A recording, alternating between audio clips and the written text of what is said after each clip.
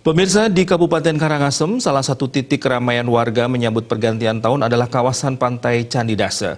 Dalam upaya memberikan rasa nyaman kepada masyarakat, puluhan aparat kepolisian diturunkan untuk menjaga keamanan dan mengatur lalu lintas. Kawasan objek wisata Candi Dase Karangasem menjadi salah satu lokasi titik berkumpulnya warga yang tengah menyambut pergantian tahun 2019 menuju 2020. Titik bibir pantai yang ramai diantaranya Pantai Utama Candi Dase dan Pantai Cinta. Sembari menunggu pukul 00 WITA, warga biasanya duduk di pinggir pantai sambil bercengkrama dan makan malam bersama keluarga.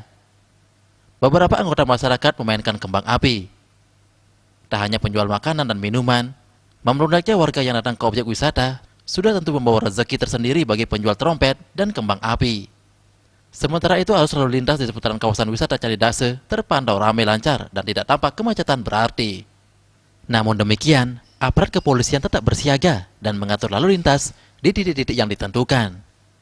Satuan Tugas Pengendali Objek Wisata Candi Dase dalam rangka pengamanan pergantian tahun menyatakan, sesuai dengan surat perintah, pihaknya menurunkan puluhan personil, terdiri atas padal dan anggota. Pengamanan difokuskan ke titik kumpul keramaian seperti di Taman Cinta dan bibir pantai utama. Personel bersiaga hingga giat masyarakat dianggap sudah selesai pada dini hari atau setelah perayaan Tahun Baru.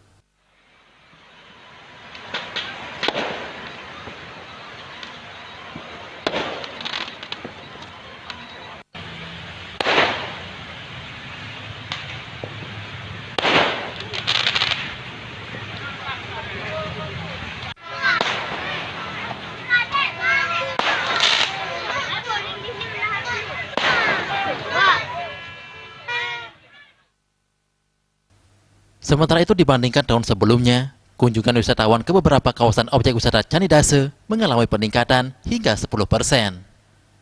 Wisatawan didominasi wisatawan mancanegara, diantaranya berasal dari Eropa dan Australia.